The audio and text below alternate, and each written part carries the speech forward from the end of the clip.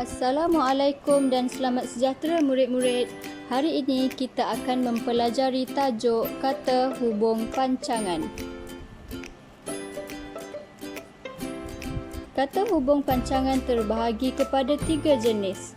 Yang pertama, kata hubung pancangan relatif. Yang kedua, kata hubung pancangan komplement. Dan yang ketiga, kata hubung pancangan keterangan. Hari ini kita hanya mempelajari hanya 2 jenis kata hubung pancangan. Yang pertama, kata hubung pancangan relatif dan yang kedua, kata hubung pancangan komplement. Apakah kata hubung pancangan relatif?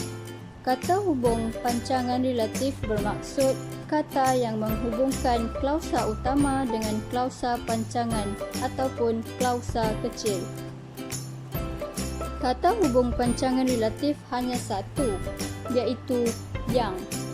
Mari kita lihat contoh ayat yang menggunakan kata hubung pancangan relatif. Ayat 1 merupakan klausa utama, iaitu murid itu rajin. Ayat yang kedua, murid itu sedang membaca buku. Bagi menggabungkan kedua-dua ayat ini menjadikannya sebagai ayat majmuk pancangan relatif, menggunakan kata hubung pancangan relatif yang.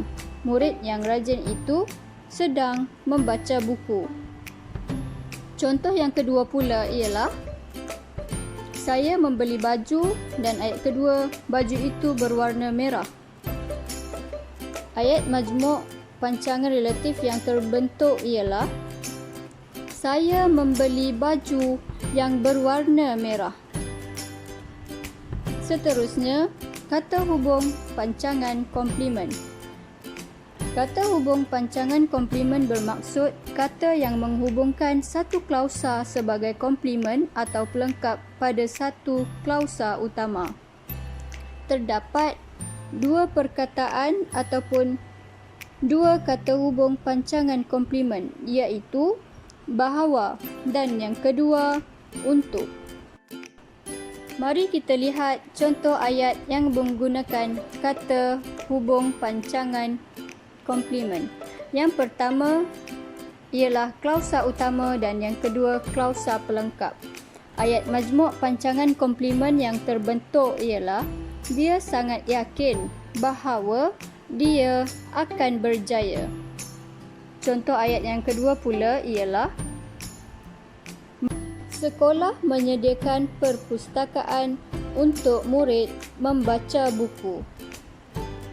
Baiklah murid-murid, cuba sambungkan ayat-ayat berikut dengan menggunakan kata hubung pancangan relatif dan kata hubung pancangan komplement. Murid dikehendaki menyalin ayat di bawah dalam buku tulis dan membentuk ayat yang menggunakan kata hubung pancangan relatif dan kata hubung pancangan komplement. Semoga murid-murid dapat menjawab latihan hari ini dengan sebaik mungkin.